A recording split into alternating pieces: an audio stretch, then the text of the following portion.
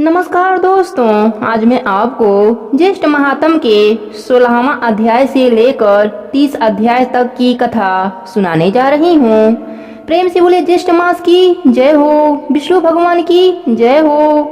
16वां अध्याय की कथा के अनुसार अस्कंद जी बोले कि हे विप्रों, उसके पश्चात राजा भगीरथ निष्कटप राज कर अपने पूर्व पितरों के समाचार सुनकर अत्यंत उदासीन हो गए और समस्त राज्य तथा खजाने को अपने पितामह राजा सगर के अधीन कर उनकी आज्ञा लेकर दारुण तप करने के निमित्त तपोवन को चले गए। श्री शिव जी को प्रसन्न करने के लिए निराहार रहकर स्थित चिंत में पंचाक्षरी विद्या ओम नमः शिवाय का जप करने लगे तथा 10 वर्ष प्रयत्न दिन रात एक पैर से स्थित रहकर जल मात्र आहार करके तथा वायु पीकर तप करने लगे।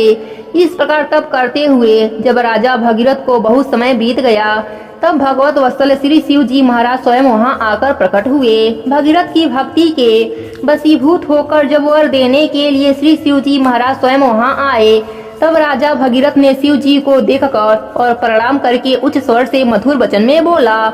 भगीरथ कहने लगे कि हे शिव शंभु, आपको नमस्कार है। सबको सुख देने वाले हे जगन्नाथ, आपको नमस्कार है। हे विश्व के सर्जनहार रजोगुण स्वरूप, आपको नमस्कार है। हे पालनहार सत्वगुण स्वरूप, आपको नमस्कार है। हे सबके पालनहार कर्मों के फलदाता, भुक्ति भोग पदार्थ और मुक्ति के दाता, मन कर्म वचन स्वरूप ब्रह्मीभूत, आपको नमस्कार है। वायु को अंदर रोककर ध्यानशाली योगी लोग जिस निहिर शंभु को देखते हैं, उन सदा शिव को सदैव नमस्कार है। अस्कंद जी बोले कि हे ब्राह्मणों, इस प्रकार भगीरथ की स्तुति से प्रसन्न होकर शिव जी बोले कि हे राजन, हम तुमसे बहुत प्रसन्न हैं, तुम वर मांगो। ऐसा सुनकर राजा भगीरथ बोले कि हे शिव, यदि आप मुझ पर प्रसन्न हैं तो मुझको आप दृढ़ भक्ति प्रदान करें और पितरों की विशुद्धि के लिए सिद्धिता श्री गंगा जी को लाइए। शिव जी कहने लगे कि हे राजन, वह गंगा स्वर्ग में वास करती हैं। गंगा जी को यहाँ लाने की हम में सामर्थ्य नहीं है। त्रैलोक से वंदना किए जाने वाले श्री विष्णु भगवान की तुम वंदना करो। जिस उपाय से श्री विष्णु भगवान तुम पर प्रसन्न हो, वही उपाय करो। वह प्रसन्न होकर स्वयं तुम्हारे पास चले आवेंगे। हम उस समय गुप्त ब्रह्म को तुमसे कहेंगे। हे राजन, प्रथम सूर्य पुत्र ने भगवान विष्णु की स्तुति की और नमस्कार कर उनको प्रसन्न किया। प्रसन्न होकर भगवान विष्णु ने उस गोप्य व्रत को करने के लिए उनसे कहा और उसकी विधि आदि भी समझाई। इसके पश्चात बहुत दिनों तक भगवान विष्णु ने उस व्रत को गुप्त रखा। इस समय उस व्रत को मैं तुमसे कहता हूँ, तुम विधि पूर्वक उस व्रत को करो। ज्येष्ठ मास में प्रातः काल उठकर विधि पूर्वक स्नान करो तथा त्रिविक्रम भगवान का पूजन करो। पंच अग्नि का सेवन, ब्राह्मणों को दही चावल का दान और श्रेष्ठ जल दान को करो। इस प्रकार 1 मास तक व्रत करने से भगवान प्रसन्न होंगे और समस्त पापों को नाश करने वाली उस स्वर्ग वाहिनी गंगा को लाएंगे। श्री शिव जी के वचनों को सुनकर राजा भगीरथ ने संयुक्त व्रत को किया। उस व्रत के अनुष्ठान मात्र से श्री विष्णु भगवान राजा भगीरथ के समीप आ गए। उन भगवान विष्णु की स्तुति तथा नमस्कार कर उनसे परम वाहिनी गंगा जी के लिए राजा भगीरथ ने याचना की। विष्णु भगवान बोले कि हे भद्र भगीरथ, तुम मंदाकिनी के पवित्र तट पर तुम मेरे साथ चलो। वहाँ चलकर तप, हवन, स्नान, द्विज तर्पण, ब्राह्मण भोजन और भक्ति युक्त चित्त से अनयस व्रत करो। इस प्रकार 1 वर्ष तक इस व्रत को करते रहो। इसके पश्चात वह गंगा तुम्हारे साथ चली आएंगी। भगवान विष्णु के वचनों को प्रमाण मानकर राजा भगीरथ ने विष्णु भगवान के साथ मंदाकिनी के सुंदर तट पर स्थित होकर विष्णु भगवान के कहे हुए व्रत का परम भक्ति से अनुष्ठान किया। तब श्री सरद्विजा गंगा जी प्रसन्न हो गईं और राजा भगीरथ के सामने सुंदर नेत्रों वाली स्त्री रूप में होकर प्रकट हो गईं। यही त्रिपथा गंगा हैं। ऐसा जानकर भगीरथ ने उनकी स्तुति की और मंदाकिनी प्रसन्न होकर बोली कि हे राजन, तुम मुझसे वर मांगो। ऐसे वचन सुनकर राजा भगीरथ बोले कि हे भद्रे, मेरे साथ पृथ्वी पर पितरों की मुक्ति के लिए चलिए। भगीरथ को तथास्तु कहकर वह गंगा उसके साथ पृथ्वी तल को गयी।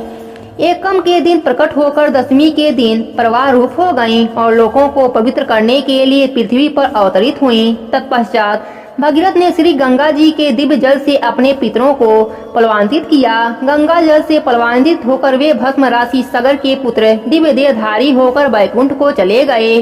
प्रेम से बोले विष्णु भगवान की जय हो।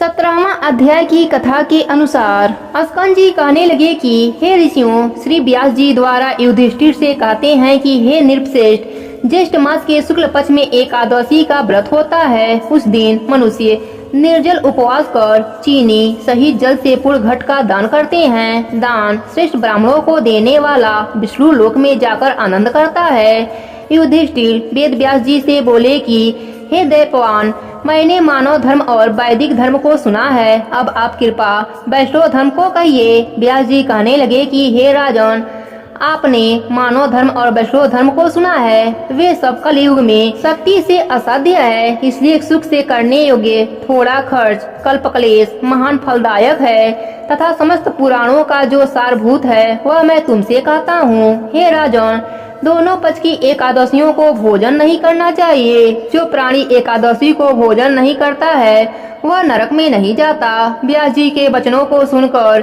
भीमसेन कांपकर तथा भयभीत होकर बोला कि हे पितामह, मैं असमर्थ हूँ, इस उपवास के विषय में मैं क्या करूँ?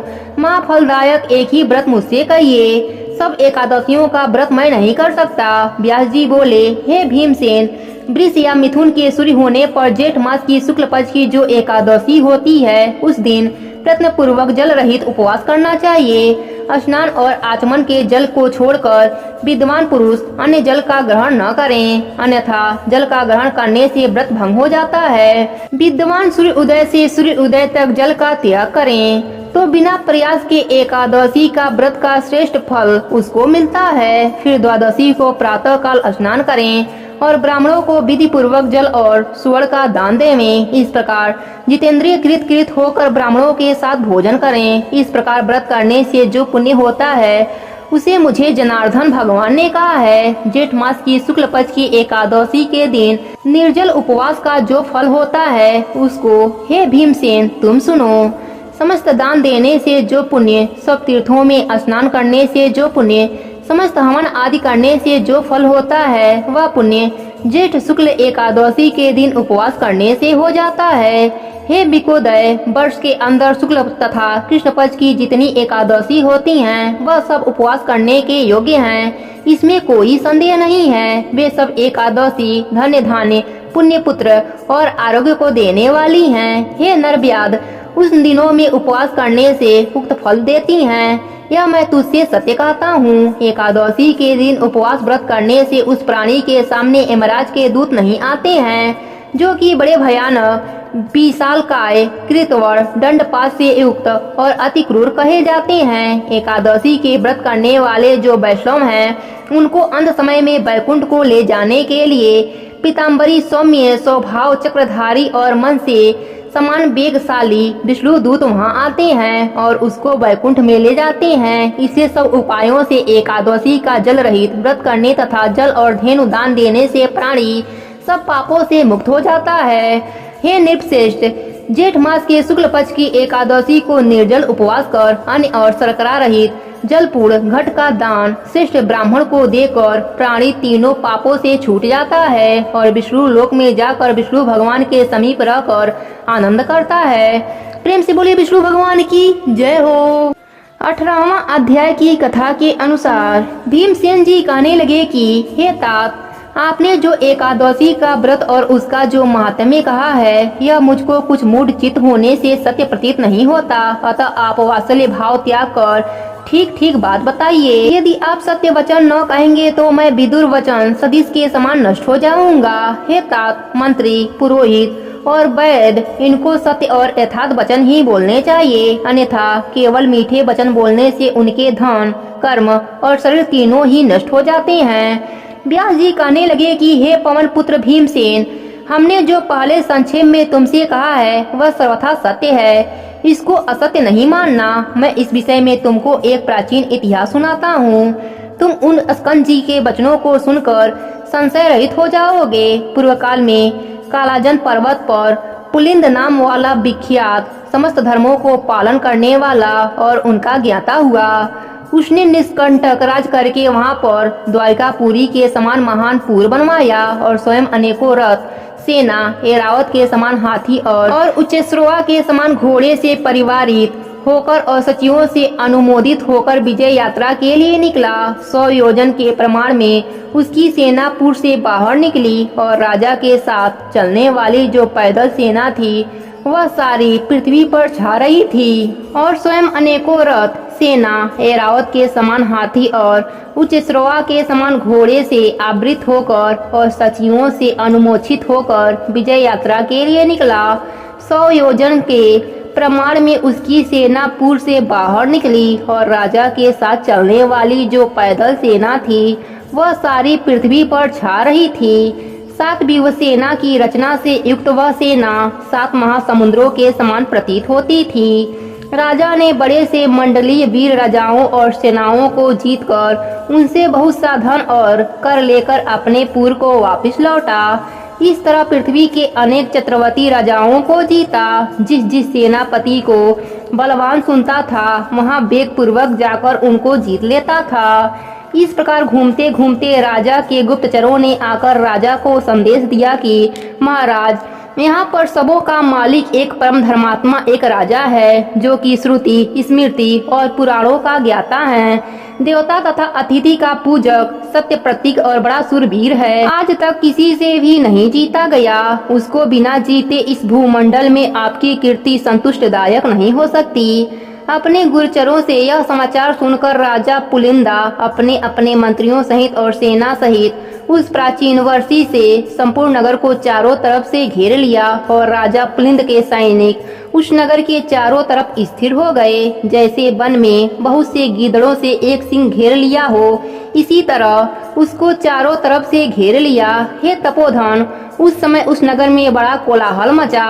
कुछ लोगों ने राजा से और कुछ ने मंत्रियों से जाकर कहा, हे राजन, उस दिन ज्येष्ठ मास के शुक्ल पक्ष की एकादशी तिथि थी।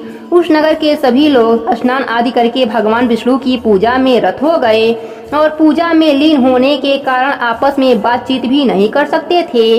ऐसे समय में राजा पुलिंद से सैनिकों ने ग्रास में घुसकर लूट माच मचा दी। इसी बीच में किसी ग्रामवासी ने राजा पुलिंद को नमस्कार कर हाथ जोड़कर अति शांति के साथ जाकर यह वचन कहा, हे राजन, आज बड़े पुण्य देने वाली एकादशी का व्रत है और हमारे राजा समस्त नगरियों के साथ पूजा में स्थिर हैं। आज नागरिक लोग तथा राजा भोजन, भाषण, हिंसा, मिथ्या वचन तथा और भी किसी प्रकार का दोष कर्म नहीं करेंगे। इसलिए आप हे राजन आज और कल के लिए कृपा कीजिए। मैं अपने राजा की आज्ञा से नहीं आया हूँ। मैंने यहाँ की जो निश्चित बात है स्वयं अपने विचार से कहने आया हूँ। अतः हे राजन, इन दिनों में आप जो कुछ भी करेंगे हमारे राजा उसे सहन करेंगे, परंतु परसों क्या होगा यह मैं नहीं कह सकता और न जानता हूँ।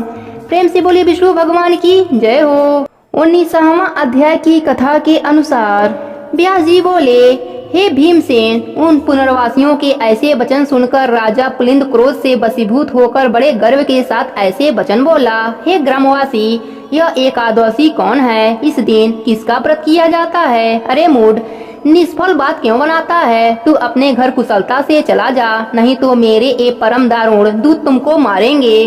तत्पश्चात वे सब सैनिक नगर में घुस गए और बड़े बड़े महात्मा और साहूकारों के घर के दरवाजे तोड़कर घरों का अन्न और धन और कोष धीरे धीरे ले जाने लगे। बड़े बड़े धन वालों के घरों में फाटक तोड़कर अच्छे अच्छे धन को ले गए और समस्त नगर के घर भयंकर सैनिकों से भर दिया। उस दिन पुनर्वासियों को कंदमूल और फल आदि कुछ भी नहीं मिला और समस्त पुनर्वासियों का निर्जल एकादशी व्रत हो गया। सूर्य नारायण अस्त हो गए और नगर के बालकों तक जो जल भी नहीं मिला और नगर में बड़ा हाहाकार होने लगा। स्वर्ग में भगवान विष्णु सहसा उठकर खड़े हो गए तथा गरुड़ जी को बुलाकर उनके कान में बहुत सी बातें समझा दी तथा गरुड़ जी की सवारी कर शीघ्र उसी नगर को गए और वहां जाकर विविध प्रकार की सेना की रचना की।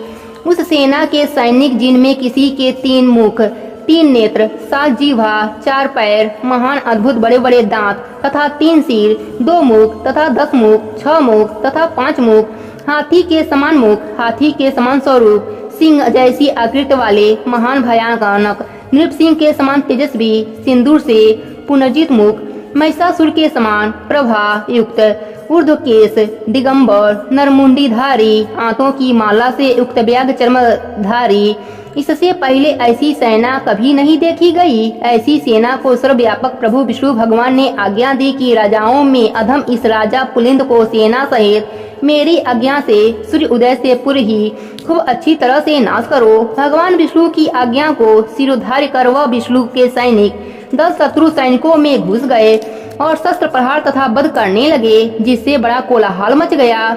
कुछ खड़ से, कुछ खवाड़ से वध किए गए और कुछ दांतों से काटे गए तथा अक्ष को कुछ लोग भक्षण कर गए और वीर लोग भाग रहे थे, उनको पैरों से पकड़कर नीचे गिरा दिया।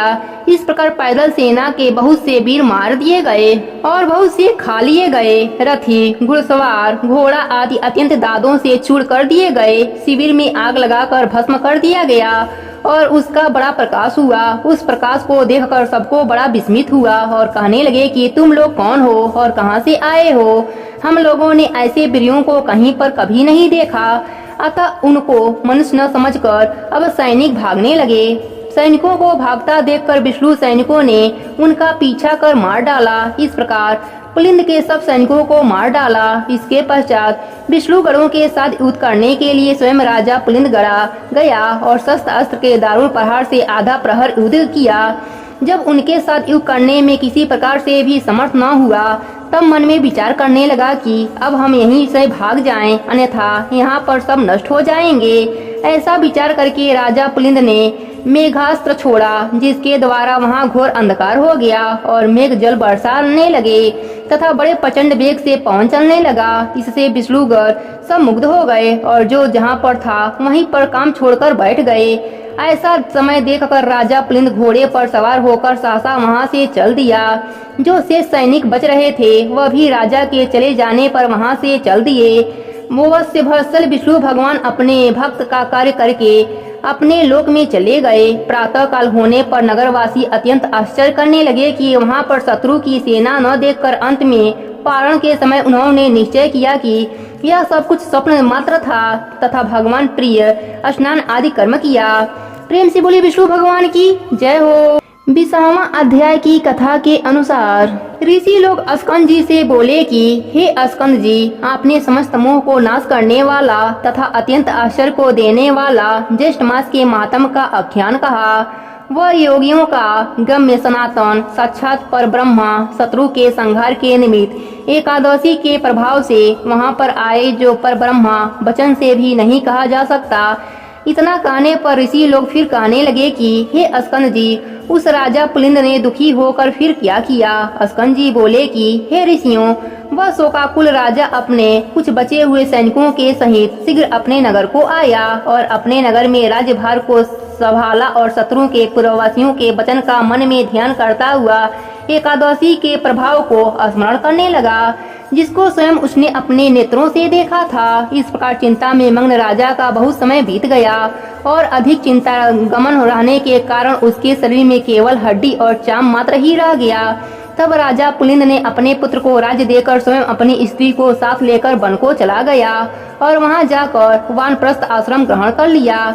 वहां वन में राजा पुलिंद को एकादशी से संबंध में प्रश्न करके 12 दिन बीत गए। वह सबसे यही प्रश्न करता था कि हे तपोधन, एकादशी के व्रत की विधि क्या है? जो व्रत तीनों लोकों में दुर्लभ, पवित्र और भगवान का अति प्रिय है। अहो आश्चर्य है, मैंने उस एकादशी व्रत का महान आश्चर्यकारी कार्य देखा था, इसमें संशय नहीं है। वहाँ के पूर्व जन्म के पुण्य कर्म के प्रभाव से वरुण ऋषि के पवित्र आश्रम में दत्तात्रेय ऋषि आए और उन दत्तात्रेय के दर्शनों की लालसा से वहाँ समस्त ऋषिगण आए।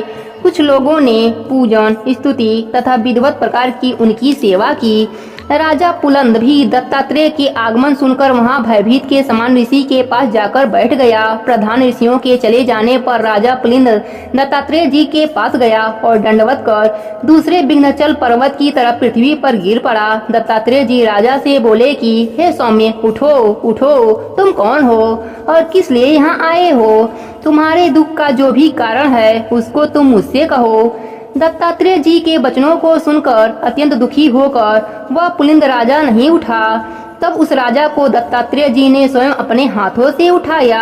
राजश्रेष्ठ पुलिंद ने उठकर दत्तात्रेय जी की अति सुंदर हृदय जानकर कहा कि मैं जगत तिल विख्यात राजा पुलंदरू हूँ। हे तात, थोड़े ही समय में पृथ्वी मंडल को जीतकर और गर्भ में आकर मैं सेना सहित राजा प्रचानवर्ही के नगर को गया। वहां जाकर उस विष्णु भक्त राजा के नगर को पीड़ित करने पर कोई ग्रामवासी मेरे पास आया और मुझसे प्रार्थना करने लगा कि आज श्री हरि भगवान का पवित्र दिन है, आज और कल 2 दिन के लिए उस राजा के विषय में क्षमा करें, क्योंकि समस्त नगरवासी व्रत में लीन हैं। उस ग्रामवासी की वार्ता सुनकर मैं गर्व में होकर क्रोध से उसके वचनों का अपमान किया। उसके वचन मेरी बुद्धि और मति को गर्व से न छुड़ा सके।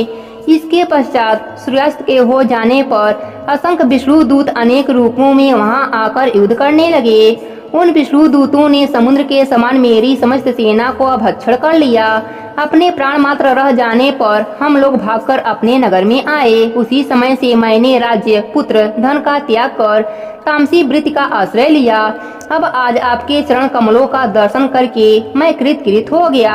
मैं धन्य हूँ तथा मेरे पूर्वज भी पुण्यशाली थे, जो आज देवताओं से भी पूजित आपके चरण कमलों का मुझे दर्शन हुआ। प्रभु, एकादशी नाम वाला व्रत कैसा होता है और किस विधि से किया जाता है, उसे आप संक्षेप में मुझसे कहिए, क्योंकि मैं आपकी शरणागत हूँ, अन्यथा मैं शल्य के समान अपने प्राणों का त्याग कर दूंगा।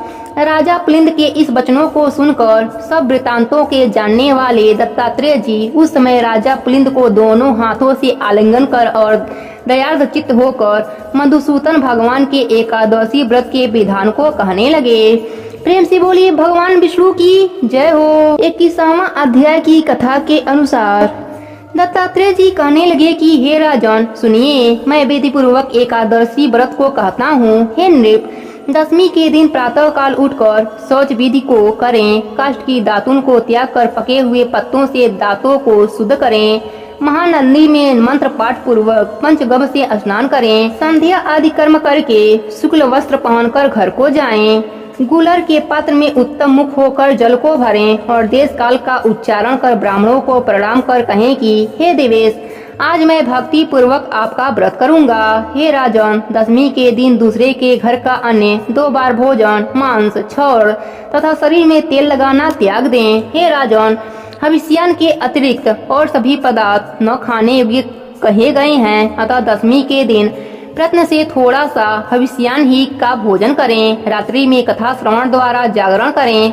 इसके पश्चात सूर्य उदय होने पर निर्मल जल में स्नान करें। पूजा गृह में आकर संध्या आदि नित्य कर्मों को करें। एकादशी के दिन चित्त में किसी प्रकार का विकार उत्पन्न न होने दें तथा प्राकृत विषयों में मन को न लगावें और सहस्त्र पाठ का पाठ करके तुलसी दल से विष्णु भगवान का पूजन करें तथा पुरुष सूक्त और पवन मात्र मंत्रों से जनार्दन भगवान का अभिषेक करें। औषधि, मिथ्या भाषण, शयन, स्त्री के साथ वार्तालाप, क्रोध, कटु वचन, आलाप, काष्ठ के दातुन से दांतों का मर्दन, एकादशी व्रत के फल को चाहने वाला इन सब कर्मों को न करें और प्रत्येक प्रहर विष्णु भगवान का पूजन करना चाहिए। इसी तरह गाना बाजा बजाते हुए सारा दिन तथा रात्रि व्यतीत करना चाहिए। उत्सव आदि मनावें। दूसरे दिन प्रातः काल जितनी द्वादशी हो उस देश द्वादशी में भक्ति युक्त चित्त से पारण करें। पारण न करने से पुण्य की हानि अवश्य होगी, इसलिए सर्वप्रथम से द्वादशी में पारण करना शुभदायक होता है।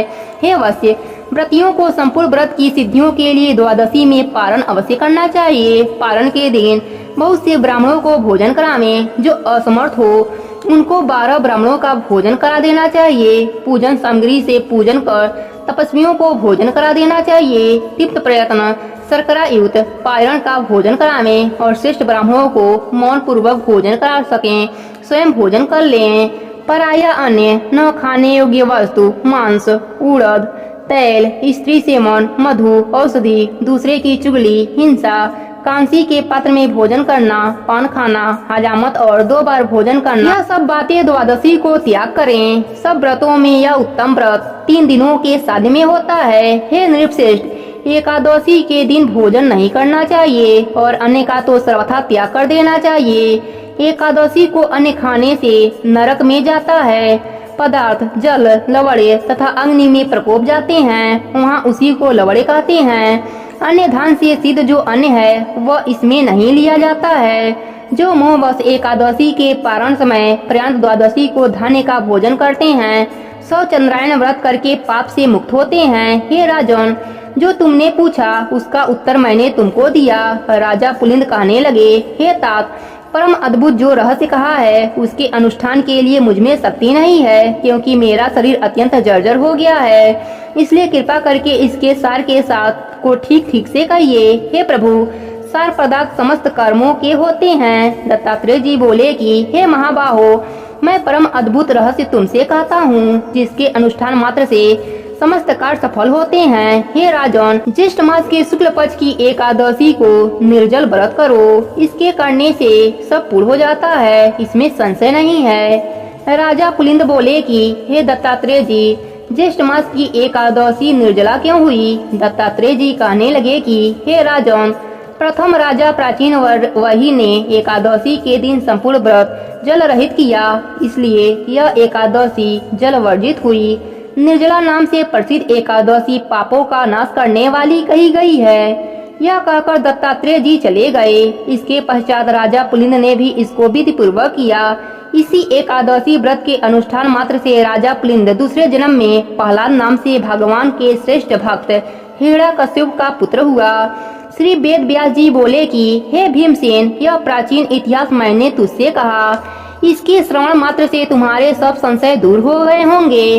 अब तुम क्या सुनना चाहते हो? भीमसेन कहने लगे कि हे पितामह, आपकी कृपा से सब मोह नष्ट हो गया और मुझको स्मरण शक्ति मिली। हे तात, व्रत करने के लिए मैं तैयार बैठा हूँ। निसंदेह मैं आपके वचन का पालन करूँगा। अस्कंद जी कहने लगे कि हे ऋषियों, वेद व्यास जी के कथना अनुसार इस व्रत को भीमसेन ने किया और चक्रपाणी भगवान विष्णु की कृपा से सब पापों से मुक्त हो गए। प्रेम से बोलिए विष्णु भगवान की जय हो। 21वां अध्याय की कथा के अनुसार अस्कंद जी कहने लगे कि हे ऋषियों, इस ज्येष्ठ मास की त्रयोदशी से लेकर पूर्णिमा पर्यंत 3 दिन का यह सावित्री व्रत कहा गया है। इसको स्त्रियां सौभाग्य के लिए करती हैं। पतिव्रता स्त्रियां पूर्णिमा के दिन उपवास कर पतिव्रत तिथि में पारण करें। ऋषि कहने लगे कि हे अस्कंद जी, हे खड़ानन, आप इस व्रत की विधि कहिए। अस्कंद जी बोले कि हे विप्रो, ज्येष्ठ मास की पूर्णिमा के दिन पतिव्रता स्त्रियां अमृत समान जल में वट वृक्ष का सिंचन करें और सुंदर गंध, अक्षत एवं पुष्प से पूजन कर भक्ति से नमो वैश्वाय इस मंत्र को जपती हुई वट वृक्ष की प्रदक्षिणा करके उससे सुंदर सूत्र लपेटें। इस व्रत को समाहित चित्त से 1 वर्ष प्रार्थना करें तथा रात्रि में भोजन करें और वर्ष के प्रत्येक पक्ष में वट वृक्ष का पूजन करें। पुनः ज्येष्ठ मास आने पर द्वादशी के दिन सूक्ष्म भोजन करें और त्रयोदशी के दिन प्रातः दातून आदि करके नियम ग्रहण करें कि हे जगद्धात्री, आज से लेकर मैं 3 रात्रि प्रश्न लंघन करूंगी और चौथे दिन चंद्रमा को अर्घ्य देकर उस सती सावित्री का पूजन करूंगी। यथाशक्ति ब्राह्मणों को भोजन कराकर भोजन कराऊंगी। हे सुबह, मेरे व्रत को पूर्ण करें, किसी प्रकार विघ्न उत्पन्न न होने दें। इसके पश्चात सप्तधान्य से पूरित वंश पात्र को कलश पर स्थापित करें और उसे वंश पात्र पर वस्त्र सहित प्रतिमा रखें। सुवर्ण की प्रतिमा, ब्रह्मा और सावित्री की तथा धर्मराज जी की प्रतिमा बनाकर पूजन करें। वट वृक्ष के मूल भाग पर स्थापित घट के ऊपर प्रतिमा 3 दिन तक स्थापित करें। पूर्णिमा के दिन प्रातः काल उठकर स्नान आदि नित्य क्रिया करके सम्यक प्रकार से पूजन करें। सत्य सावित्री की प्रतिमा स्वर्णमयी बनाकर चांदी की सैया पर स्थापित करें और काष्ठ का बोझ रखें। यमराज के निमित्त भक्ति से दीपदान करें। ऐसा करने से पतिव्रता स्त्री अपने पति के साथ समस्त सुखों को भोगने वाली होती हैं। स्त्री हो, विधवा हो, अपुत्री हो, कुमारी हो, पतियुक्ता हो या सुपुत्री हो, सभी को इस व्रत को करना चाहिए। अर्ध का मंत्र है, हे ओमकार पूर्वय, हे देवी बीड़ा पुस्तक धारणी, हे पतिव्रते, हे महाभागे, हे वंदिराजे, हे सुपचिते, हे गडरीचे, आपको नमस्कार है। हे वेद गर्भे, हे निमित्त प्रिय भाषण करने वाली, हे सुप्रते, आप अवैध्य और सौभाग्य तथा पुत्र पौत्र तथा मित्रता का सुख प्रदान करें। हे सुप्रते, आप इस अर्ध को ग्रहण करें, आपको नमस्कार है। हे देवी, आपसे देवता, असुर, दानव, मनुष्य सहित समस्त जगत व्याप्त है। हे देवी, आप सत्यवत को धारण करने वाली हैं। हे ब्रह्मा रूप, आपको नमस्कार है। हे वैश्व, आप समस्त लोगों के कर्म साक्षी हो और शुभ तथा अशुभ कर्मों के विचार करता हो। आप इस अर्घ को ग्रहण करें, आपको नमस्कार है। हे धर्मराज, आपको नमस्कार है। हे धर्मरूप, आप धर्मराज हैं, पितरों के स्वामी हैं, समस्त जीवों के साक्षी भूत हैं। आप इस अर्घ को ग्रहण करें और मुझे पति सुख को प्रदान करें। इस प्रकार 1 वर्ष प्रश्न व्रत को करें। यदि कोई स्त्री असमर्थ हो तो 1 मास ही कर ले। यदि 1 मास व्रत करने की सामर्थ्य न हो तो 3 दिन का ही व्रत कर ले। इस प्रकार पतितात्मक एवं मात्र एवं उपवास व्रत करें। जो कुलंगना श्रेष्ठ मास में प्रातः काल स्नान नहीं करती हैं, महान व्रत करने पर भी उन स्त्रियों का दुर्भाग्य नाश हो जाता है। जैसे अपवित्र आँख का वृक्ष की समस्त वस्तुएं निष्फल होती हैं, उसी प्रकार श्रेष्ठ मास में समस्त कर्म करने पर भी स्नान आदि प्रातः न करने से सब निष्फल हो जाते हैं। हे ऋषियों, सावित्री के 3 दिन का व्रत तथा उसका विधान आप लोगों से कहा। व्यास जी राजा युधिष्ठिर से कहने लगे कि हे नृपश्रेष्ठ, ज्येष्ठ मास की पूर्णिमा यदि श्रेष्ठ नक्षत्र से युक्त हो तो छाता जूता दान करने से राजा होते हैं, तथा मैंने ज्येष्ठ मास का महत्व संक्षेप में आपको बताया और आपकी भक्ति देखकर और उससे प्रसन्न होकर शेष जो कुछ भी है वह सब भी कहूँगा। प्रेम से बोले विष्णु भगवान की जय हो। 23वां अध्याय की कथा के अनुसार अस्कंद जी ऋषियों से कहने लगे कि हे ऋषियों, श्री वेद व्यास जी द्वारा युधिष्ठिर से बोले कि हे राजन, अब हम श्रेष्ठ स्त्रियों का महाभाग्य वर्णन करते हैं। राजकन्या सावित्री ने जिस तरह अपनी समस्त वस्तुओं को प्राप्त किया उसको आप श्रवण करें। मद्र देश में परम धार्मिक राजा था। वह ब्राह्मण एवं शरणगत का रक्षक, सत्य प्रतिज्ञ, जितेंद्रिय, यज्ञ करने वाला, दानवीर, सूरवीर और पूर्ववासी तथा देशवासी जनों का प्रिय था। समस्त प्राणियों के हित में रत पृथ्वी वीरवस्य अश्वपति नाम से विख्यात था। राजा अश्वपति क्षमाशील, सत्यवक्ता, जितेंद्रिय और संतानहीन था। अधिक अवस्था हो जाने पर उसको संतान न हुई। अश्वपति राजा ने संतान के लिए नियम ग्रहण कर समय पर परिमित भोजन, ब्रह्मचर्य व्रत का पालन, इंद्रगृह का 1 लाख आहुति सावित्री मन से देकर अष्टकाल से इच्छा पूर्वक भोजन करता था। इस तरह नियम पालन करते राजा अश्वपति को 18 वर्ष बीत गए। 18 वर्ष पूर्ण होने पर सावित्री जी प्रसन्न हुई और अग्निहोत्र से प्रकट होकर राजा को पूर्ण रूपी सावित्री ने दर्शन दिया। राजा अश्वपति को वर देने के लिए वह बोली, हे राजन, तुम्हारे ब्रह्मचर्य, शुद्धता, नियम, इंद्रिय दमन, सर्वात्म समर्पण और भक्ति से मैं अति प्रसन्न हूँ। हे मंत्रराज, हे अश्वमते, तुम मुझसे इच्छित वर मांगो। तुमने धर्म के विषय में किसी प्रकार का कुछ भी प्रमाद नहीं किया। राजा अश्वपति बोले कि हे देवी, मैंने धर्म प्राप्ति की इच्छा से संतान के लिए ही सब कुछ किया है। आप मुझे कुल को पवित्र करने वाला बहुत से पुत्र देवें। हे देवी, यदि आप मुझ पर प्रसन्न हैं तो मैं आपसे ही कामना चाहता हूँ। हे देवी, मुझको ब्राह्मणों ने कहा है कि संतान होना श्रेष्ठ धर्म है। सावित्री कहने लगी कि हे राजन, मैंने पहले ही तुम्हारे अभिप्राय को जानकर तुम्हारे पुत्र के लिए ब्रह्मा से कहा है। ब्रह्मा की कृपा से तुम्हारे घर एक कन्या होगी। अब इस विषय में तुम मुझसे और कुछ नहीं कहना। मैं ब्रह्मा की ही आज्ञा से प्रसन्न होकर तुमसे कहती हूँ। सावित्री के वचनों को सुनकर राजा अश्वपति कहने लगे कि हे देवी, जो कुछ ब्रह्मा जी ने कहा है वह मुझे स्वीकार है। यह कहकर पुनः सावित्री देवी को पुनः प्रसन्न किया। तब सावित्री देवी ने कहा कि हे राजन, यह शीघ्र होगा, और ऐसा कहकर सावित्री देवी अंतर्ध्यान हो गयीं। राजा अश्वपति पुनः अपने घर वापस आया और राज सिंहासन पर बैठकर प्रसन्न मन से धर्म पूर्वक अपनी प्रजा का पालन करने लगा।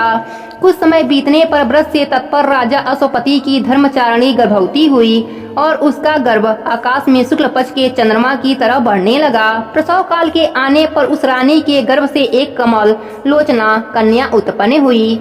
राजा अश्वपति ने उस कन्या का जात कर्म आदि सब संस्कार कराया, जो श्री सावित्री देवी की कृपा से उनकी 1 लक्ष आहुति देने से उत्पन्न हुई थी। इसलिए ब्राह्मणों ने उसका नाम राजा अश्वपति की सम्मत से सावित्री रखा। वह राजकन्या शरीरधारी लक्ष्मी के समान बढ़ने लगी। समय पाकर जब वह कन्या युवती हुई तब उस सुमध्या सुश्रेणी को सुवर्ण प्रतिमा के समान देखकर लोगों ने यह निश्चय किया कि राजा को यह देव कन्या मिली है। उस कमल पत्र के समान नेत्र वाली कन्या के स्वतेज से जलती हुई अग्नि के समान तेजस्विनी देखकर उसके तेज से बाधित होकर किसी ने नहीं वरा। तदंतर कन्या ने उपवास कर सिर से स्नान किया और देवता के समीप जाकर विधि पूर्वक अग्नि में आहुति दी। ब्राह्मणों से प्रवचन कराया और प्रसन्न चिंता उन महात्मा ब्राह्मणों का पूजन किया। उसके पश्चात लक्ष्मी के समान रूपवती वह राजकन्या पिता के पास गई और पिता के चरणों का अभिवादन कर से सब समाचार कहा। वह वरारोहा राजकन्या हाथ जोड़कर राजा के पास खड़ी हो गई। देव रूपड़ी उस अपनी कन्या को राजा युवा अवस्था में देखकर, जिस कन्या को कोई भी ना वरता हो, ऐसी अवस्था विचार कर राजा अश्वपति अति दुखित होकर अपनी कन्या से बोला कि हे पुत्री, यह तुम्हारे दान का समय है, परंतु तुमको कोई नहीं मांगता, इसलिए तुम स्वयं अपने गुणों के समान पति की खोज करो और यदि कोई प्रसिद्ध पुरुष हो तो मुझसे कहो, फिर विचार कर हम तुम्हारा प्रदान कर देंगे। तुम जैसा पति चाहती हो वैसा करो। ब्राह्मणों से पढ़ा जाता हुआ जैसा वर धर्मशास्त्रों में सुना हो, हे कल्याणी, मेरे वचनों को सुनकर वैसा ही तुम करो। समय पर विवाह न करने पर कन्या पिता से कहे कि मेरा विवाह कर दीजिए और पति से कुछ कहना हो तो नम्रता पूर्वक कहो, तथा पति से न रहने पर और माता से आरक्षित होने पर पुत्र से कहे। यह सब बात समझकर तुम पति की खोज करो, जिससे हम देवताओं की निगाह में निंदनीय न हो जाएं। अस्कंद जी कहने लगे कि हे ऋषियों, इस प्रकार राजा अश्वपति ने अपनी कन्या और राजमंत्रियों से प्रिय वचन कहे। राजमंत्रियों को कन्या के साथ जाने की आज्ञा दी। इसके पश्चात वह तपस्वी राजकन्या लज्जित होकर पिता के चरणों को नमस्कार कर बिना विचारे ही पिता की आज्ञा मानकर रथ पर सवार होकर वृद्ध मंत्रियों के सहित अपने घर से पति की खोज में चली। वह कन्या राज ऋषियों के तपोवन में गई और वहां पर वयोवृद्ध मान्य लोगों के चरणों में प्रणाम कर क्रम से समस्त तीर्थों में गई और वन के समस्त तीर्थों में जाकर ऋषियों का आशीर्वाद लेने लगी और जो ब्राह्मणों का श्रेष्ठ तपोवन था उसको त्याग कर अनेक देशों में गई। प्रेम से बोले विष्णु भगवान की जय हो। 24वां अध्याय की कथा के अनुसार अस्कंद जी कहने लगे कि हे ऋषियों, व्यास जी द्वारा युधिष्ठिर से बोले कि हे भारत, इसके पश्चात मद्रराज अश्वपति और नारद जी ऋषि का समागम हुआ। कथा के योग से राजसभा में नारद जी बैठे थे। इसी समय राजकन्या सावित्री मंत्रियों के साथ समस्त तीर्थ आश्रमों में जाकर पुनः अपने घर को वापस आ गई। नारद ऋषि के साथ अपने पिता को स्थिर देखकर सावित्री ने दोनों चरणों को छूकर नमस्कार किया।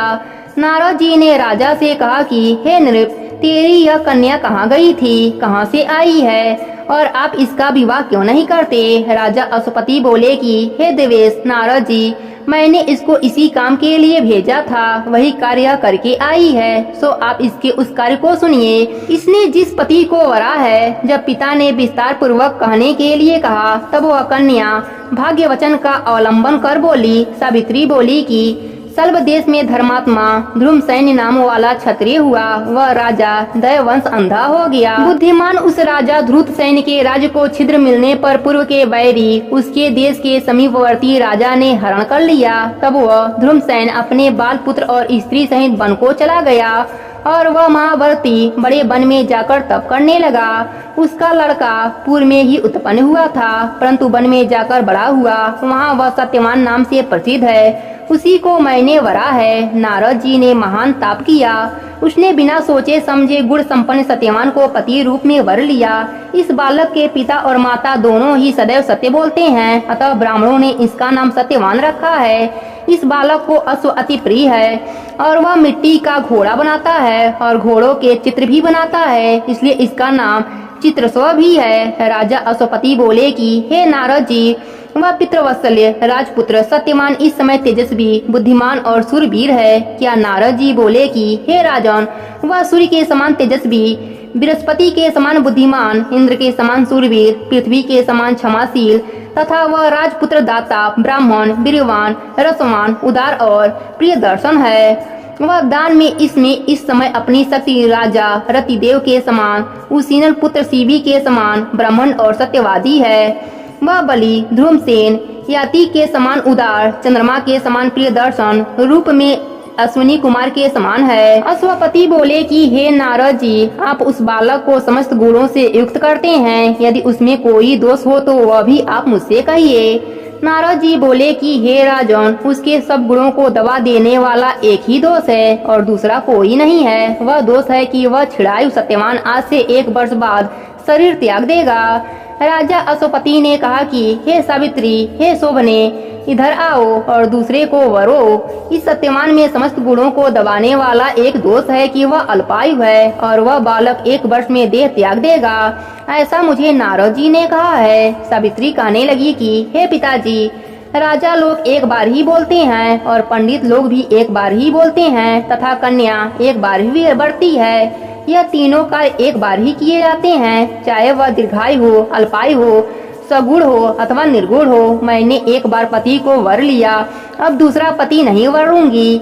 मन में कार्य निश्चल होने पर ही किया जाता है और वचन से कहा जाता है, उसके बाद ही कर्म किया जाता है। उससे प्राणभूत मेरा मन है। हे तात, मेरे इस मानस विचार का ध्यान रखकर जो कर्तव्य हो वह करना चाहिए, सो ही आप कहिए। नारद जी बोले कि हे नरश्रेष्ठ, सत्यवान के विषय में सावित्री का विचार स्थिर है। जिसकी बुद्धि निश्चल रूप में दूसरे पुरुष में नहीं जाती, उसको किसी प्रकार से भी इस धर्म से पृथक नहीं किया जा सकता। इसलिए आपकी कन्या का विवाह सत्यवान के साथ करा देना ही उचित है। राजा अश्वपति कहने लगा कि हे नारद जी, मैंने बिना विचारे किए ही यह वचन कहे हैं और अब मैं आपके सत्य वचन को ही करूंगा, क्योंकि आप मेरे गुरु हैं। नारद जी बोले कि हे राजन, आपकी पुत्री का विवाह संबंध विघ्न रहित हो। ऐसा कहकर नारद जी उठकर स्वर्गलोक को चले गए। तदंतर राजा अश्वपति ने भी अपनी कन्या का वैवाहिक कार्यक्रम कर दिया। प्रेम से बोले विष्णु भगवान की जय हो। 25वां अध्याय की कथा के अनुसार स्कंद जी बोले कि हे ऋषियों, नारद जी के चले जाने पर सब द्विज ऋषित्व पुरोहित वर्ग को बुलाकर पुण्यतिथि में राजा अश्वपति ने राजा ध्रुमसेन के आश्रम में जाने के लिए यात्रा की। हे नृप, राजा अश्वपति ने राजा ध्रुमसेन के आश्रम मेघालय में जाकर साल वृक्ष के सहारे बैठे हुए महात्मा ध्रुमसेन को देखा। कुशा के आसन पर स्थिर नेत्रहीन राजा को देखकर अश्वपति ने राजसी ध्रुमसेन का यथा विधि पूर्वक किया और नियमित वचनों से अपना मतव्य निवेदन किया और कुशासन बैठने के लिए दिया। जो कुछ उनका विचार सत्यवान के विषय में था सब कुछ कह दिया और अपना अभिप्राय भी कह दिया और कहने लगे कि हे राजसी, मेरी शोभना कन्या सावित्री का नाम है। हे धर्मज्ञ, आप उसको अपनी पुत्र वधू के रूप में ग्रहण करें। राजा ध्रुमसेन बोले कि हे राजन, हम लोग राज से च्युत हैं और वनवास का आश्रय लेकर तपस्वियों के धर्म जैसे जीवन व्यतीत कर रहे हैं। इस वनवास के आश्रम में रहने आरोग्य आपकी कन्या इस शीत को किस प्रकार सहन कर सकेगी। राजा अश्वपति कहने लगे कि हे राजन, सत्यम इसके जानकर ही पतिवरा है। आपके पुत्र के साथ इसका विवाह संबंध स्वर्ग के समान सुखदायी होगा, इसमें कोई संशय नहीं है। हे राजन, मैं आपके सुहृदय भाव के शरण में तैयार होकर आया हूँ। मेरी आशा को नष्ट न करें। आपका आरोग्य पुत्र भी मुझे अभिमत है और इसी तरह मेरी आरोग्य कन्या भी आपको अभिमत हो। आप मेरी कन्या को अपनी पुत्र वधू बनाने के निमित्त और आपका पुत्र उसको भार्या बनाने के निमित्त ग्रहण करें। राजा ध्रुमसेन बोले कि हे राजन, मेरा विचार पहले ही आपके साथ संबंध करने का था, परंतु इस समय मैं आराज्यहीन हूँ, इसलिए मैंने अपना निश्चय आपसे कहा। इसके पश्चात दोनों राजाओं ने आश्रयवासी सभी द्विजों को एकत्रित करके विधि पूर्वक विवाह संस्कार कर दिया। राजा अश्वपति वर के योग्य कन्या का सामग्री सहित दान करके परम हर्ष के साथ अपने घर वापस आया। सत्यवान सर्वगुण संपन्न उस भार्या को पाकर अति प्रसन्न हुआ तथा सावित्री भी इच्छित भार्या को प्राप्त कर अत्यंत प्रसन्न हुई और पिता के चले जाने पर संपूर्ण आभूषणों को उतारकर वसल के भूषण और कासले वस्त्रों को धारण कर लिया। सावित्री ने अपने सेवा गुण, नम्रता, शील और समस्त गृह कार्यों से सेवा करके सबको प्रसन्न किया। इसी प्रकार उस आश्रम में सदैव निवास करने वाले सत्पुरुषों को प्रसन्न करती रही। राशि सत्यवान भी ऐसे पतिव्रता स्त्री को पाकर अत्यंत प्रसन्न हुआ, परंतु सावित्री के मन में संशय, गमन आदि सभी समय के में दिन रात देव ऋषि नारद की बात बनी रहती थी। परंतु वे दोनों ही उस वन के एक भाग में इंद्राणी के सहित इंद्र के समान आनंद करते थे। इस प्रकार कुछ समय बीत गया। प्रेम से बोली विष्णु भगवान की जय हो। 26वां अध्याय की कथा के अनुसार अस्कंद जी ऋषियों से कहने लगे कि हे ऋषियों, व्यास जी बोले कि हे राजा युधिष्ठिर, तदंतर कुछ समय बीत जाने पर नारद जी का बताया हुआ समय आ गया। जो कुछ नारद जी ने बतलाया था वह सावित्री हृदय में निरंतर बना रहता था और सावित्री प्रतिदिन समय की गणना कर रही थी। वह 3 रात्रि का व्रत धारण कर रात दिन एक ही आसन पर बैठी रही और चौथे दिन इस व्रत की समाप्ति करूंगी ऐसा निश्चय किया।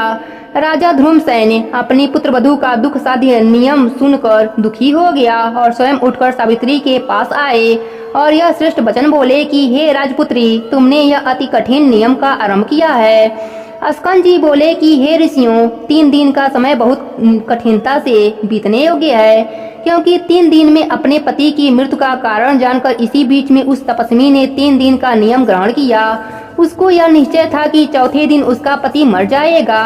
इसी प्रकार सत्यवान कुठार पीटक लेकर वन के लिए लकड़ियां लेने को चला। उस सत्यवान को वन में जाता हुआ देखकर सावित्री बोली कि हे मानद, आज आप मेरे कहने से वन को न जाइए, और यदि आप जाना ही चाहते हैं तो मैं भी आपके साथ चलूंगी। हे प्रभु, मुझको इस वन आश्रम में रहते हुए 1 वर्ष बीत गया। सत्यवान कहने लगे कि हे सुप्रिय, मैं स्वतंत्र नहीं हूँ, मेरे माता पिता से पूछ लो। हे सुचमते, यदि वह कहें तो मेरे साथ चली चलो।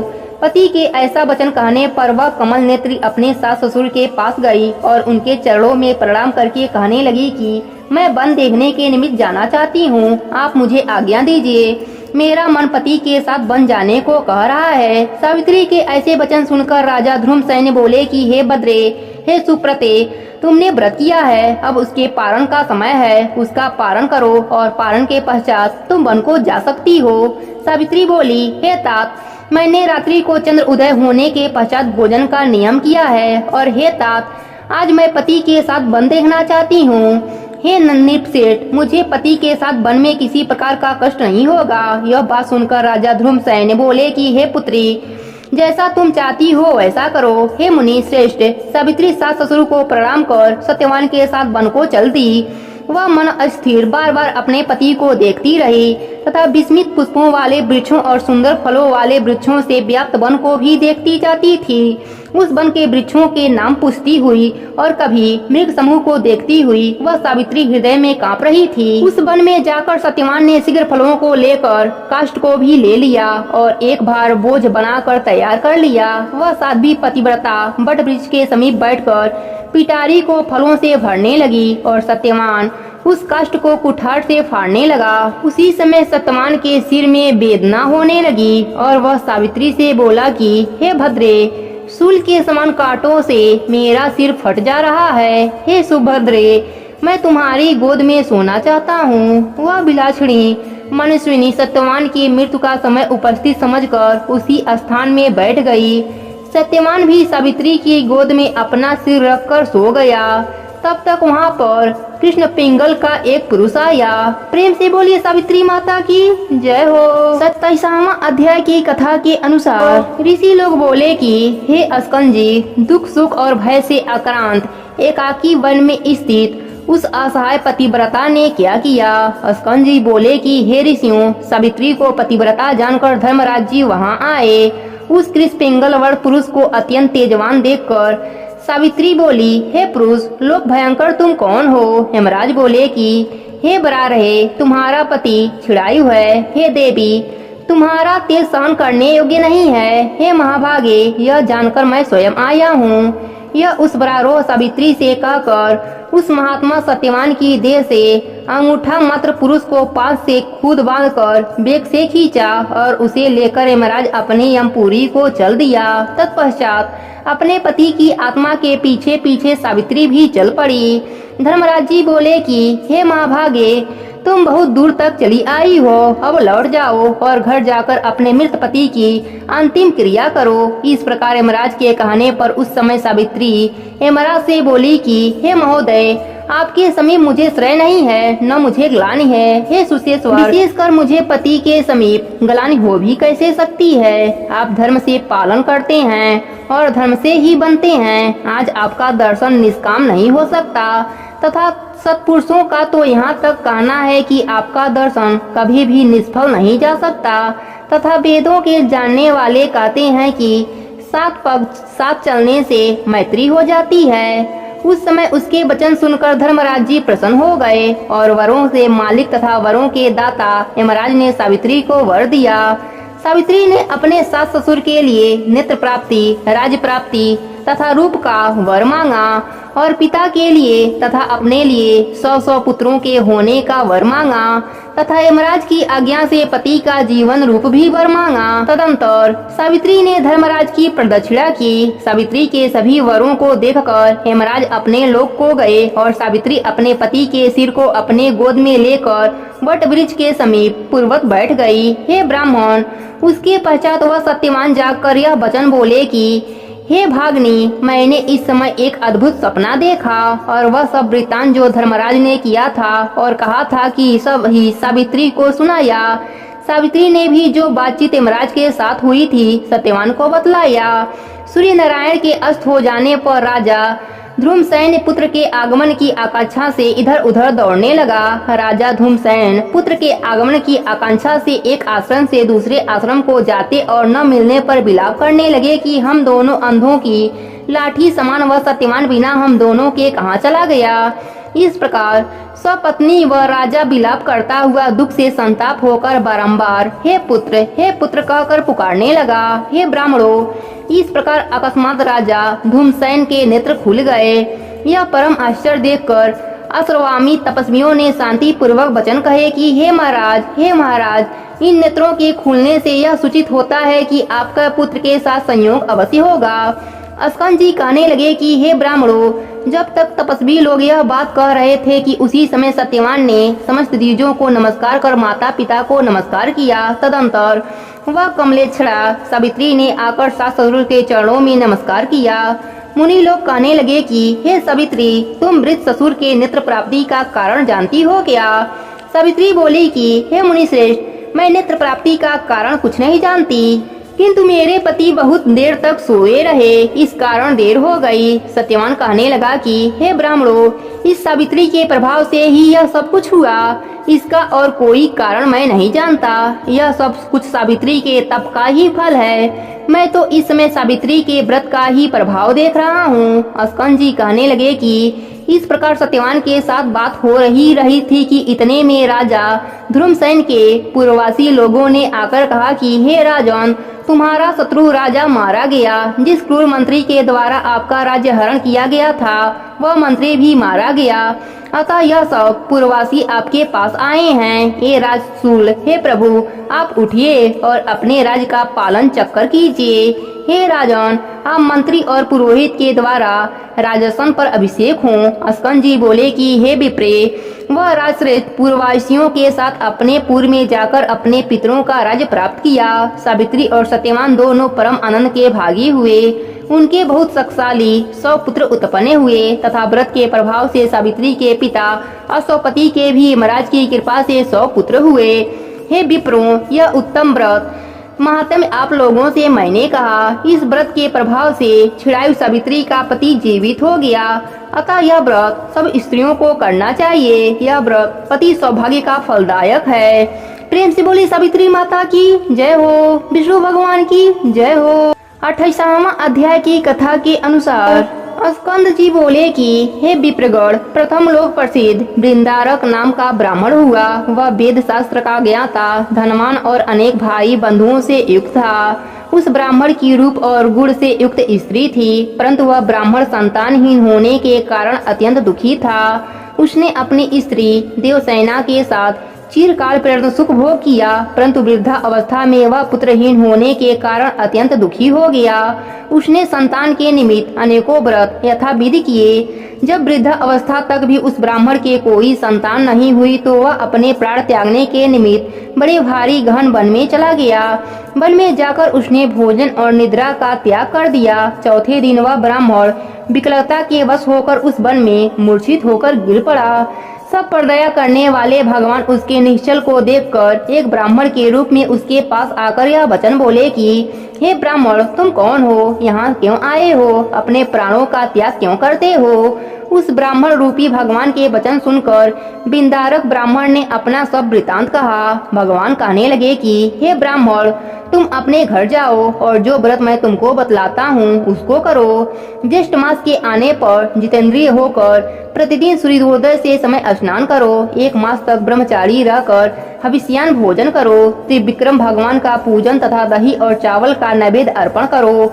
वृक्षों तथा ब्राह्मणों के घर में जल दान करो। हे द्विज, इस उपाय के करने से अवश्य तुमको पुत्र की प्राप्ति होगी। यह कहकर ब्राह्मण रूपी भगवान अंतर ध्यान हो गए। बिंदारक विष्णु रूप मानकर अपने घर उनके कथना अनुसार अपनी स्त्री सहित व्रत करने को तत्पर हुआ और प्रतिदिन प्रातः काल स्नान करने लगा। किसी समय दयोग से सवाती नदी के तट पर उसने एक व्याध को देखा। वृक्षों के झुंड में से वह अत्यंत भूखा व्याघ्र बिंदारक के समीप आया। उस व्याघ्र को आया देखकर बिंदारक ने जल पात्र को उसके ऊपर फेंक दिया और जल बिंदु के स्पर्श से वह व्याघ्र दिव्य देह को हो गया और वह प्रशांतमक व्याघ्र कहने लगा कि हे ब्राह्मण, आपके दर्शन से मैं धन्य हूँ। हे ब्राह्मण, पहले मैं व्याघ्र था और मैंने अनेकों हिंसाएं की।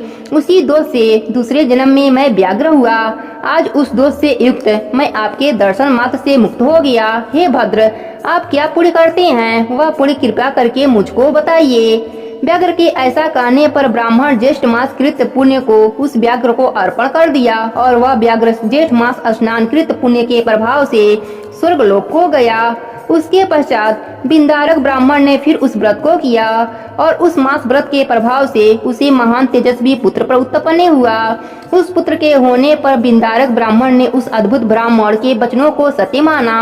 अस्कंद जी कहने लगे कि हे श्रेष्ठ ब्राह्मण, मैंने आपसे जेठ मास स्नान व्रत का महात्म्य कहा। जिस मास स्नान के जल बिंदु मात्र के स्पर्श से वह परम हिंसक व्याघ्र मुक्त हो गया और बिंदारक ब्राह्मण को विष्णु सहस्त्र और विष्णु भगवान का भक्त पुत्र उत्पन्न हुआ।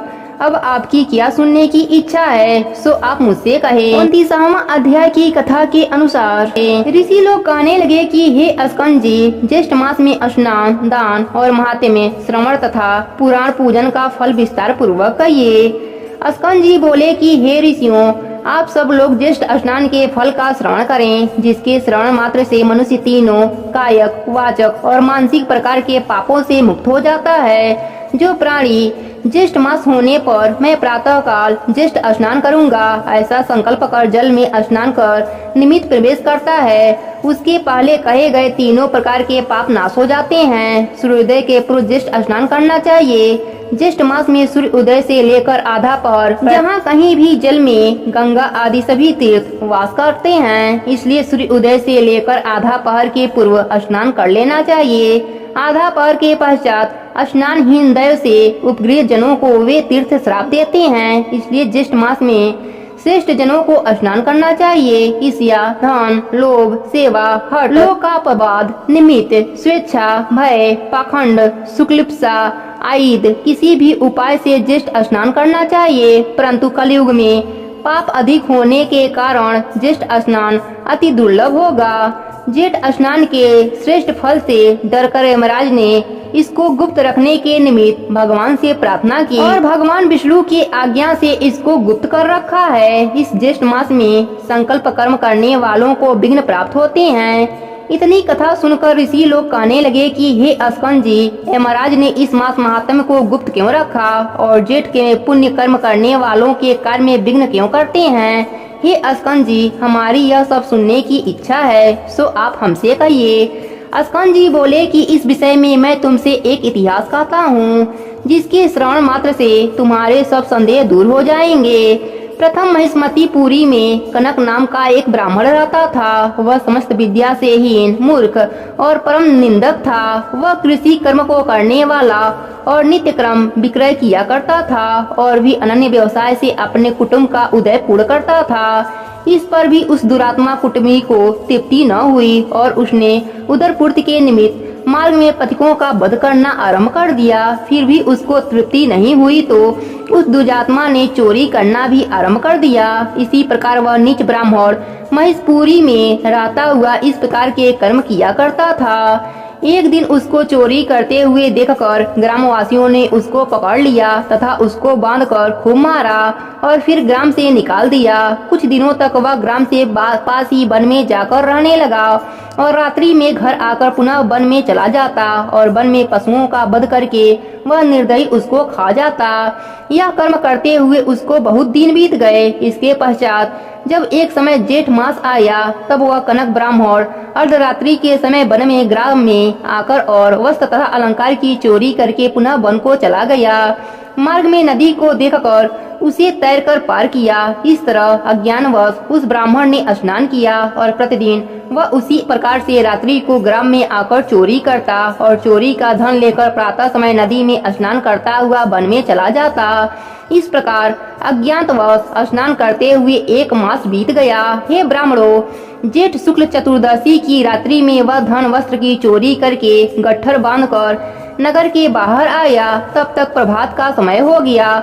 लोगों को इधर उधर आता जाता देखकर वह वहां से भागता हुआ नदी के तट पर आया और लोगों ने उसे देखकर उसको लाठी और पत्थरों से खूब मारा, परंतु वह कनक उस चोरी के बोझ को सिर पर रखकर अगाध जल में पहुंचा और अधिक बोझ होने के कारण वह शिथिल होकर अगाध जल में डूबकर मर गया। उस कनक के लिए सूर्य के समान उस कनक को अगाध जल में डूबते हुए देखकर यह क्या हुआ कहते हुए सभी लोग विस्मित हो गए। नदी किनारे के कुछ लोगों ने उसको अगाध जल से निकालकर बाहर किया। उसे देखकर लोगों से कहा कि यहाँ तो इसी नगर का रहने वाला कनक ब्राह्मण है। हम लोगों ने इसको नगर से बाहर कर दिया था। उसी क्षण वह कनक ब्राह्मण उत्तम रूप को प्राप्त करके विमान के सहित दूतों को देखकर वह दिव्य पुरुष कहने लगा कि हे दूतों, यह विमान वैकुंठ से यहाँ किस पुण्य के प्रभाव से आया है। देवदूत बोले कि हे कनक, अज्ञात जेठ मास के स्नान से यह दुर्लभ विमान आपके लिए आया है। यह सुनकर कनक ब्राह्मण विमान पर बैठकर विष्णु लोक को चला गया। वहाँ पर विष्णु भगवान के समान रूप को प्राप्त हुआ। तब यमराज इस समाचार को सुनकर अत्यंत दुखी हुए और जगतपति विष्णु भगवान से प्रार्थना करके जेठ मास महात्म्य को गुप्त करवा दिया। हे ब्राह्मणों, इस जेठ मास के स्नान का महात्म्य का फल मैंने आप लोगों से कहा। प्रेम से बोले विष्णु भगवान की जय हो। 30वां अध्याय के कथा के अनुसार अस्कंद जी कहने लगे कि हे ऋषियों, जो फल ज्येष्ठ मास के मातम को श्रवण करने से प्राप्त होता है वह मैं तुमसे कहता हूँ, और वह फल 100 यज्ञों के करने से भी नहीं मिलता। समस्त दान देने से, समस्त तीर्थों में स्नान करने से और जप तथा यज्ञ से जो फल मिलता है वही फल ज्येष्ठ मास के महात्म्य को सुनने से मिलता है। समस्त महात्म्य श्रवण करने से मनुष्य पुनर्जन्म का भागी नहीं होता। संपूर्ण अथवा आधा, आधे का भी आधा, अथवा चतुर्थ का आधा, 1 अध्याय, आधा अध्याय, 1 श्लोक, आधा श्लोक भी जो भक्ति और श्रद्धा से श्रवण करता है उसको अनन्य पुण्य प्राप्त होता है। हे द्विज लोगों, संकल्प पुण्यवान पुरुषों के पुण्य कार्य में अनेकों विघ्न पड़ते हैं, अतः विघ्न शांति के लिए मनुष्य को पुण्य करना चाहिए। यदि स्नान कर्म और महात्म्य श्रवण कर्म में विघ्न आ जाए तो विघ्न भय से पुण्य कर्म का त्याग न करें, उस कर्म को दूसरे से करावें। बारंबार पुण्य कर्म को करने से विघ्नों का नाश होता है। कलयुग में करने से योग्य बहुत से कर्म है, परंतु कलयुग में पुराण श्रवण सबसे श्रेष्ठ कहा गया है। गौ हत्या, कृतज्ञ, ब्रह्म हत्या, प्रीतघाती, मातृघाती, मद पीने वाला, कुष्ठी, चोर, विश्वघाती, ये सब पापी कलयुग में पुराण श्रवण से मुक्त हो जाते हैं। पुराण सुनने वाला बालक, वृद्ध, आतुर, सकाम हो या निष्काम, उत्तम, मध्यम और अधम सभी को श्रवण करना चाहिए। स्त्री, शूद्र और पतित को भी पुराण सुनना चाहिए। इसके सुनने से सर्वथा ही इष्ट फल की प्राप्ति होती है। निष्काम, सकाम, आस्था, अनास्था, स्पर्धा, कपट, स्पर्श सभी लोग पुराण सुनने से अपने मनोरथों को पा सकते हैं। भक्तिहीन होकर भी पात की पुराण श्रवण तथा इस महात्म्य को सुनने से स्वर्ग को गए हैं। इस विषय में एक पाप नाशनी कथा सुनिए। प्रथम द्वारिकापुरी में देव शर्मा नाम वाला ब्राह्मण रहता था। ब्रह्म कर्म से भ्रष्ट वह ब्राह्मण सर्वदा प्रेत कर्म और दुष्ट कर्म किया करता था। उसके पश्चात अपने कुटुंब के निर्वाह के लिए चोरी का कर्म भी शुरू कर दिया। इसी प्रकार वह उस रमणीय नगर में बहुत दिनों तक वास करता रहा और बहुत वर्ष बीत गए। उसके पश्चात दयोग से जेठ का महीना आया। जेठ मास के सभी नागरिक जेठ स्नान करने को उद्यत हुए। दान आदि तथा पूजा का सामान लेकर प्रतिदिन गोमती में स्नान करने के निमित्त जाने के लिए तत्पर हुए। वहां जाकर स्नान आदि करके दूसरे वस्त्र ग्रहण कर विष्णु भगवान के मंदिर में जाते थे।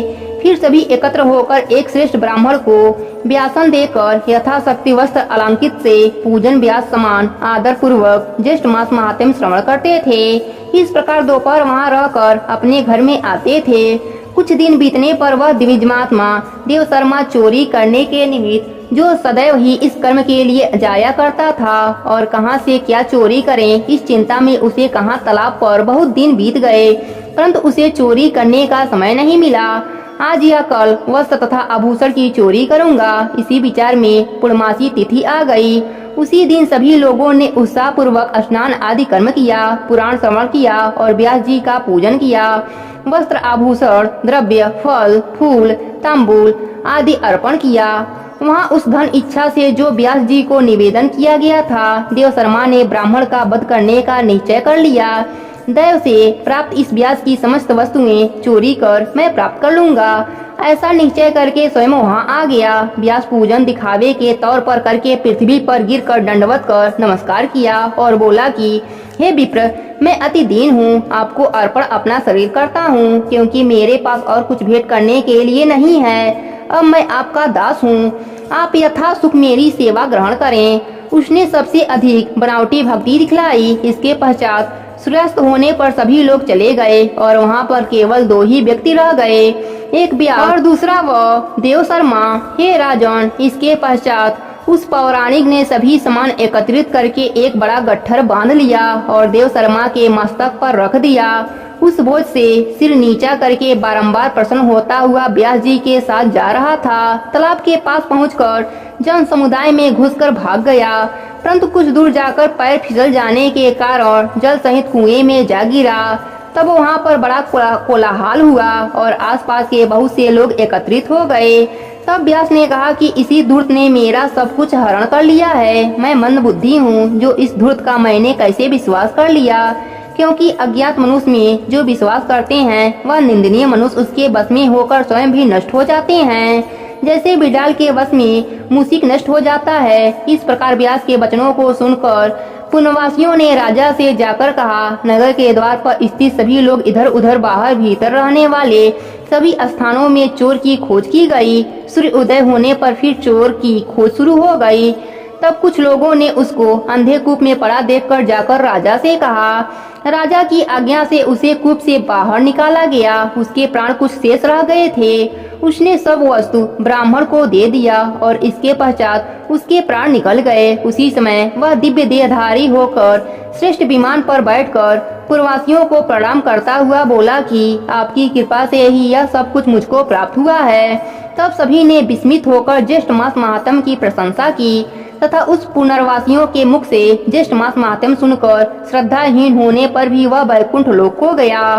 अस्कंद जी बोले कि हे ब्राह्मणों, यह मैंने तुमसे विस्तार पूर्वक पुराण तथा अभ्यक्त पातकी का महात्म्य कहा, परंतु जो भक्ति भाव से ज्येष्ठ मास का महात्म्य श्रवण करते हैं उनके ज्येष्ठ भाग का तो कहना ही क्या है। जो लोग मोहवश अपने शक्ति के अनुसार कथावाचक का पूजन नहीं करते हैं वे दरिद्र तथा रोग से युक्त होते हैं, इसमें संशय नहीं है। जो मनुष्य पुराण का श्रवण नहीं करते हैं तथा त्रिविक्रम भगवान का पूजन नहीं करते हैं या दर्शन नहीं करते हैं, गूंगा बहिरा तथा पंगु होते हैं, इसमें संशय नहीं। इस प्रकार अस्कंद जी के मुख से मातम सुनकर वह सब ब्राह्मण नंदन वन के पुष्पों की अस्कंद जी पर वर्षा करने लगे। कुछ लोग प्रेम से नाचने और कुछ लोग उपचारों से पूजन करने लगे। यह श्रेष्ठ मास का श्रेष्ठ महात्म्य सुनकर वे सब प्रसन्न हो गए और बारंबार महात्म्य पूछने लगे। यहीं पर ज्येष्ठ महासतम की संपूर्ण कथा समाप्त होती है। प्रेम से बोलिए मधुसूदन जी की जय हो, विष्णु भगवान की जय हो, गंगा मैया की जय हो।